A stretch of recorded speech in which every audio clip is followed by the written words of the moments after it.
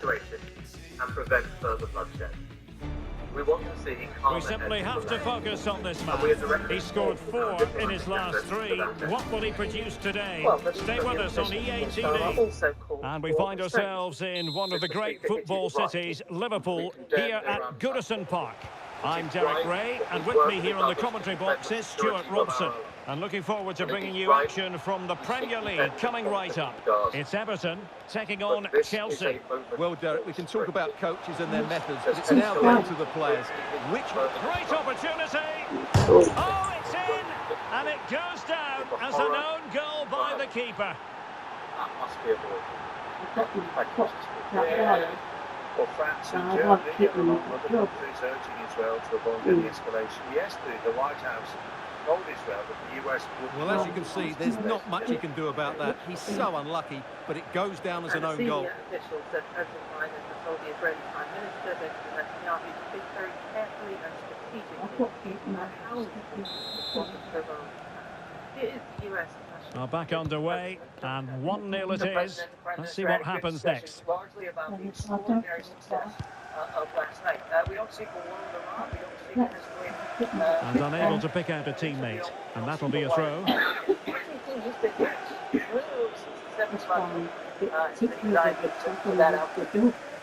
That's the US. Well, for Brighton fans, a story of disappointment, really. This is not what they thought they were going to see. Well, what a poor season they're having. I really thought they would be challenging for the title. There just seems to be something wrong with the attitude of the players at the moment, and that needs to change quickly. And Everton exploiting the space on the flank. No, not really. And that could have consequences.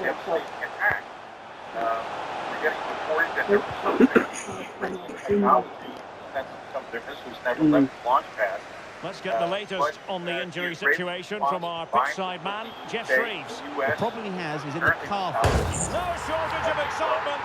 Level again. No wonder they're excited. 300 some-odd rockets, UAVs bring it down to Israel, probably less than 1% made it all the way. So really, in many respects, well, here's the replay. Watch how he goes past his man with such ease, and it's just a change of pace. But there's still plenty to do from here. He hits it so well, though. Lots of pace, lots of power, and the keeper just can't react in time. It's a great strike. That Iran should be smart as well as tough, and essentially, Israel, I should say, should be smart as well as tough. So back underway. 1 goal apiece here.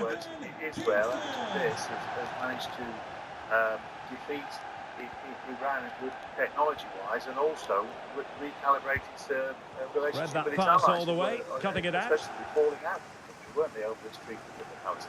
Well, who will be the player to decide the outcome, to determine the course of events? No reason at all why it won't be this man, Stuart. What do you anticipate seeing from him? Opportunity here. Goalkeeping of the highest order. Well, he's got to be pleased with that save. It's absolutely magnificent.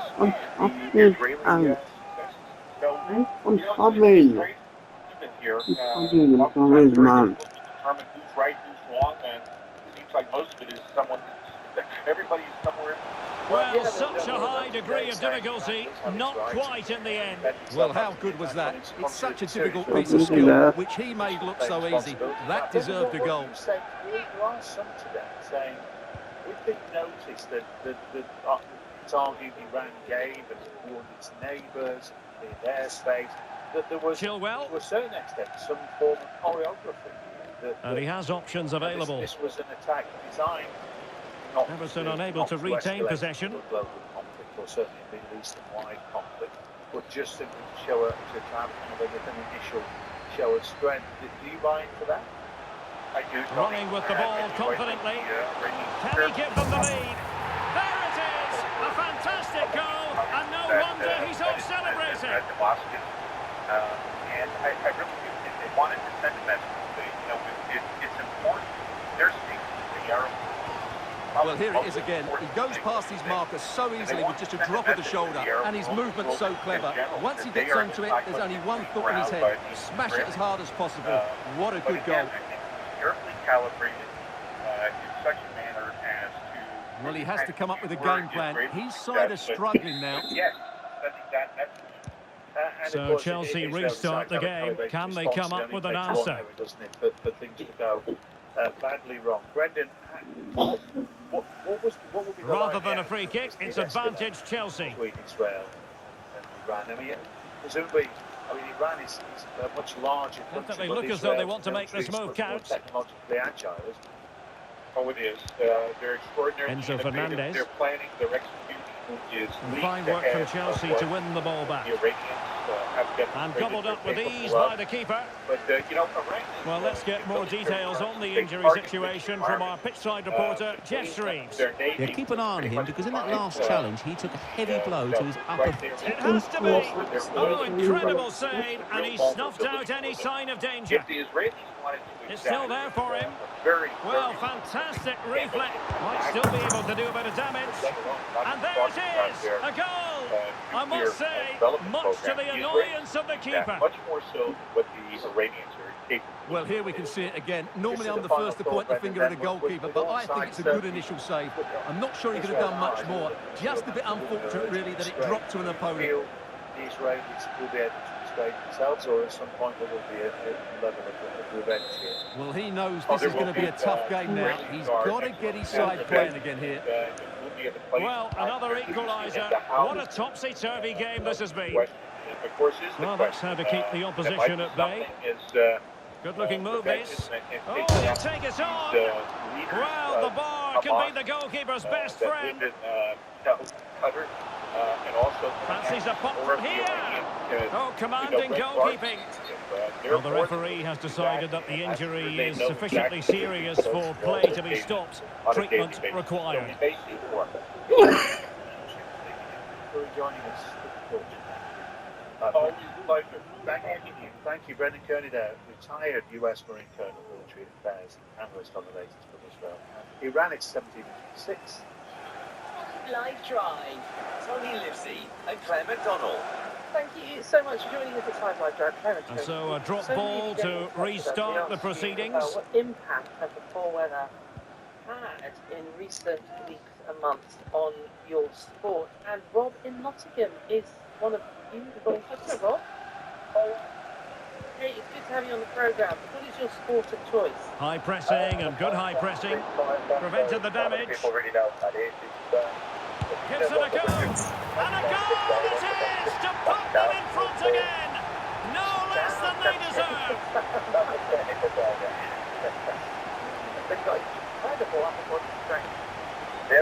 Well, here you can see what a good goal this is. He hits it so cleanly, and the keeper has no chance. That's a great strike. Election races for the World Championship. Was it the weekend? Yeah, just gone, yeah. What happened? Well, I can't really know. It was pretty terrible to start with, like a massive headwind. Once you got to do our selection races, we normally take about 40 seconds to a race. On with the game then, 3-2. What will happen next? It's the longest race I've ever long. Was this a headwind? I agree.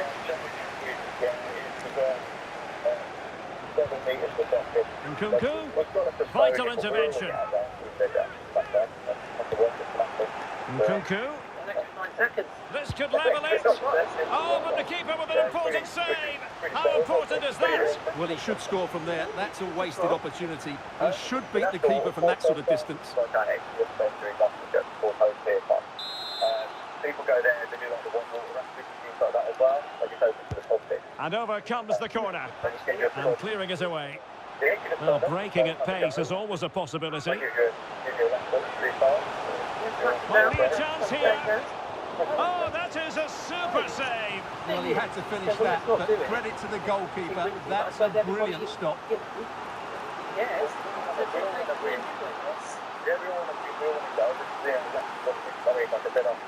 I'm playing for 14 years, but I'm at the end of my career now. I've got to keep the youngest on the toes, and then yeah, it's a good race all told. But, you know, people there as young as 10 years old. And under pressure, that was a fine claim. But they did it. They did it over there all day. You know, they tried their hardest, little kids, you know, little hints in the boat. You know, absolutely giving it all the time. And so the first half story has been written. It's half-time here at Goodison Park. Because no one You certainly have got to give this man high marks for his work up to this point, Stuart. Well, I really liked his first half display. He was certainly the most influential player on the field, and I'm expecting more of the same in the second 45 minutes. I mean, we've got 8 in 3 weeks. We've got time to turn around. Hopefully it'll be a little bit nicer out there. Yeah, so nice it would be. How old are you, if you don't mind me asking, Rob? I'm 36 now, so I'm really old in terms of like athletes for these sort of things, but I'm trying my best. Well, kayaking means you can carry on doing it, you know, at that age. We're a power sport, so we've just rebranded from Paddle UK if anyone wants to get involved. So we're all paddle sports, the kayaking, standard paddle boarding, canoes, all sports. We've all come under one umbrella now, so the Paddle UK, and anyone can get involved. You know, buy a license, like you would a fishing license or anything, and access the whole waterway. Like kind of whole country. I use it now in Birmingham. I'm actually from Birmingham and it's racing officer. And I use Alan always all the time. Like now, it's like the Venice River season. Oh, beautiful up there. And I mean, it's interesting. We're going to play an interview with Arnie Phillips, choreographer, talking about age gaps, and she works with a much younger choreographer, and they won a big award last night. Do you enjoy that? You mentioned young kids there, but do you enjoy, kayaking with younger people? Yeah, brilliant. Certainly, I mean, I was one of those younger people, at once upon a time. So, going out with them, use the experience, hopefully trying to mentor them into the right path. You all make mistakes when you're growing up, like when you're younger and you get the highs and lows of sport. So they get the ball rolling once more, and it's advantage Everton after the first half. Let's see what the second 45 has in store for us. Well, plenty of scope for them to attack. From long distance. Oh, magnificent from the keeper. Fantastic stop.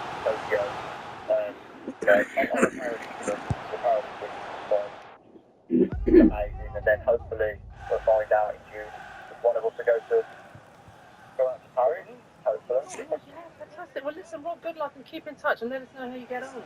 Thank you. If anybody wants to follow, like I said, anything, there's Paddle UK or my own handle, Robert Oliver G, and you can see all the other guys do that. If anybody's interested in following the story. But yeah, well, the danger is still there. Rob, smash it down. Oh, that is extraordinary! True athleticism to make contact in that fashion, and it's one of the finest goals you're ever likely to see. Simply stunning. Yeah, today marks 39 years since the Hillsborough. Well, just look at this. Magnificent agility, perfect timing and great connection. What a goal that is. That was when the game against Nottingham Forest was stopped on the 15th of April. The silence was followed by the tolling of a bell. Well, back to the drawing board, I'm afraid. His team have been really poor today. So the current scoreline, 4-2. Nkunku. Particularly those fighting for justice. But now, the impact Nkunku. being highlighted, there are calls. And there to intervene. Oh, can he finish it here, Derek? And a goal! He's put it away! A celebratory moment! This guy here, Hillsborough providers,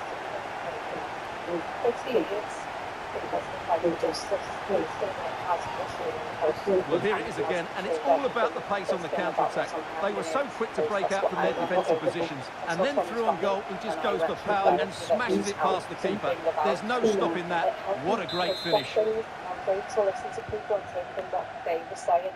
Our fans who were in the stands, and I realised our fans in the stands are suffering as well, and what they saw was horrendous. Gallagher. By 2021, sort of realised that Nottingham fans were there as well. Well, a new podcast, Hillsborough Unheard, Nottingham Forest fans. This is looking threatening. The anniversary of the tragedy. You can listen to that on BBC Sound. Can they convert? Oh, tremendous reflex action there from the keeper. Well, he didn't have long to react, did he? But that's a top-class save, I have to say. Turned out to be bodies. They've decided that now is the time to go to the bench.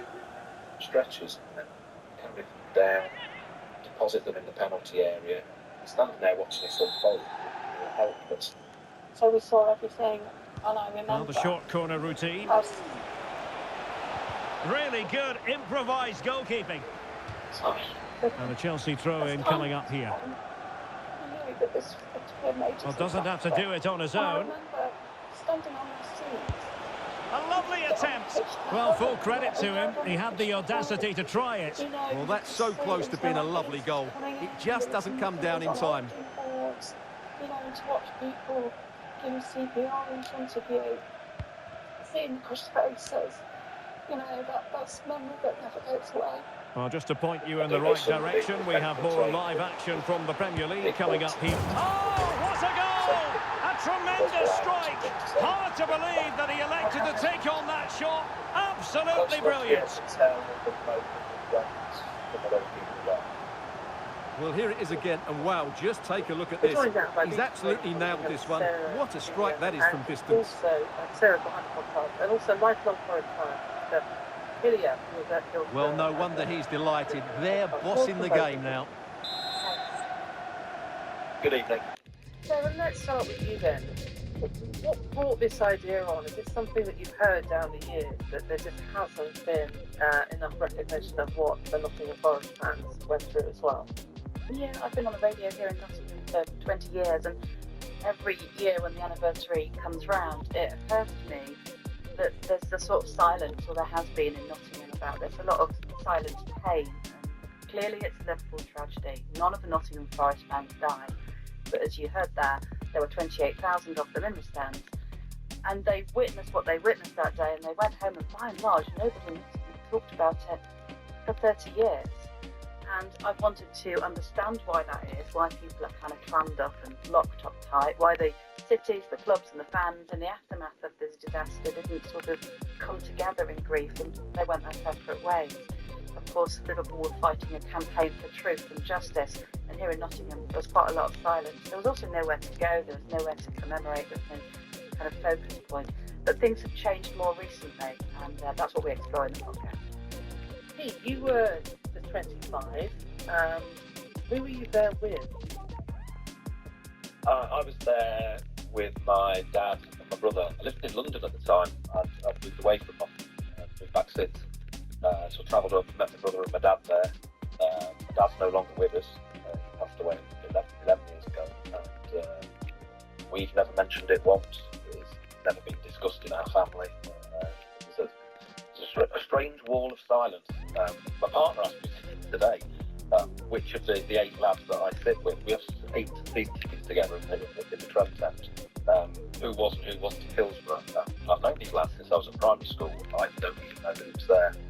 I think a couple of them were, but it's an odd thing. It's a very strange thing. I don't want to, make you relive that day. It sounds, obviously, it's incredibly traumatic, but can you give us an idea of how close you were to this unfolding tragedy? Yeah, well, I can be pretty precise because I was practically pitch length away, so 100 plus yards myself. But so I was on the Cop at Hillsborough. That was traumatic enough for me because the attempts at revival were all conducted in the penalty area in front of us. But I think what you have to also remember is that Forest fans also have the South Stand at Hillsborough, so I do know some people who were sat right in the cork flag within touching distance of the fences at the Lepping Lane. Reading it through. Those are the people who seem the most badly affected, but still haven't been killed tonight. I know a guy who's in that part of the ground who still repeatedly wakes up in the night and calls the police thinking... And no way to sugarcoat that one, Stuart. Yeah, well, sometimes it's worth having a shot from distance. He never really set himself to hit that cleanly. No one's attempted hijacking. The last thing we want to do, but there are some people. There's a continuum. There are people who are, say, completely unaffected. There are people who cope with it well. Did you not talk about it, do you think?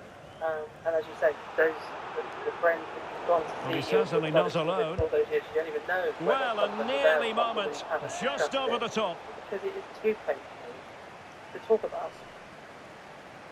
Yeah, I think it's a product of the times. I think it would be different if it happened now. There'd probably be support set up within 5 minutes. We'd all be discussing it on social media. Anyway. I don't know if it's a product of being male. Do we not talk about this sort of stuff? I don't know. I think there are lots of factors. There was a feeling that it was Liverpool's tragedy, not our tragedy. There was some difficulties around. They've given him too much space. Well, somehow the goalkeeper got to it. But got that wrong. Whether it's ill-advised or not, the things he said, and that creates a little bit of animosity. Understandably, it was just a very difficult thing. I think there's also an element of survivor guilt. It would have been better if we'd been that end because we were small club. We had 28,000 people in that stadium. Tarkowski. And we cancelled the Leopard later. Oh, that is outrageously spectacular! Well, a flair for the dramatic, to say the least.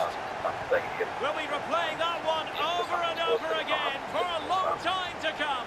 Let's talk about. Well, just look at this piece of skill. He times this absolutely perfectly. Great connection as well. We'll see this for years to come. Fantastic goal. Moving the back there. Moving the family. Well, he knows his team haven't been good enough in this game, but how does he change it? Quite terrifying dreams. That I wake up in the night shouting, and it's quite often about that. In the immediate aftermath, And he keeps going. And let's give credit to the defending. Can he find the right pass?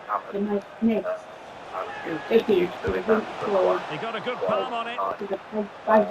And Chelsea win the corner. I still know people who have never been back and wouldn't dream of going back.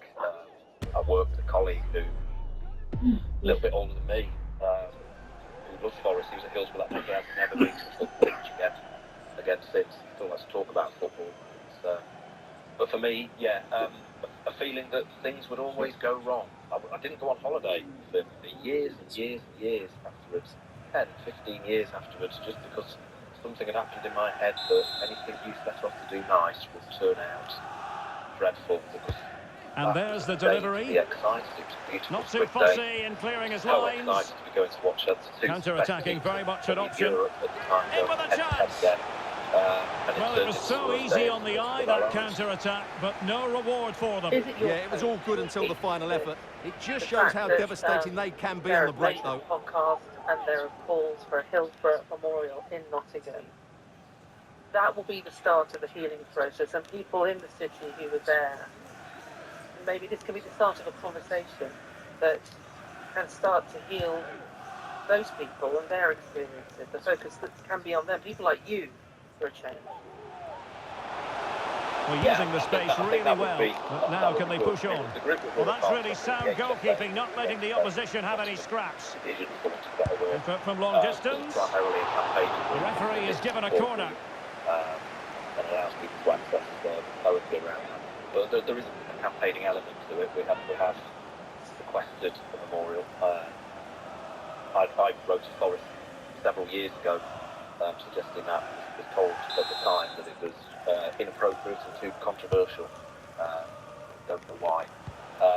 Well, showing good vision. Michael Keane. A wild attempt. Not that the goalkeeper is complaining. Well, he probably should do a lot better there. That was half a chance. A little more, and there are more positive noises. Current chairman Tom Cartledge, which is great to see. But a point for people to go and reflect. Today's the first day in several years that I haven't been able to be at Anfield for the anniversary. I'm in Buenos Aires. Really closing him down. So I've not made it there, but it would be great for there to be somewhere. Using his strength to shield the ball. Not made it look routine, but read it well. He has teammates around him. Just couldn't get it through. Pete, it's so good to talk to you. Thank you so much for joining us. We really appreciate it. Pete Hillier there. Sarah Julian from BBC Radio Nottingham. Where can we hear the podcast, Sarah? Available now on BBC Sound. It's called Hillsborough Unheard, Nottingham Forest fans. And whilst it's upsetting, I think you'll also find that the communication and the connection kind of between the two sets of fans which have started to emerge is actually really quite uplifting. Thank you so much for joining us. We really appreciate you giving us your time. Hillsborough Unheard, Nottingham Forest fans. Thwarting him. Let's get the news headlines for the bunch. Takes the shot. Just missing narrowly on the volley. Well, it's a fantastic effort. Difficult technique, but he caught it so well. He's unfortunate. On Israel over the weekend was carefully calibrated. Brendan Kearney says Tehran wanted to send a message to the Arab world that they wouldn't be pushed around. Rishi Sunak says he'll talk to the Israeli Prime Minister Benjamin Netanyahu about a possible response. The judge in Donald Trump's criminal trial has told him he'll need to behave if he wants to stay in the courtroom. Justice Merchant told the former president that he can be excluded from the proceedings if disrupted in any way.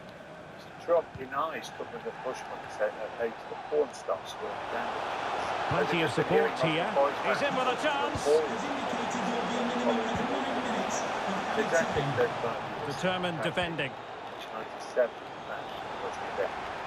And cold around the world is turning wisely and dying because of warmer oceans. Where scientists say hot sea can cause the mass cold bleaching event around the world. Those are the headlines from Andy Everson. Hello again, Tony. The Premier League delivered so much drama, didn't it, over the weekend? And the football continues tonight as Chelsea host Everton at Stamford Bridge. Mark Scott is next.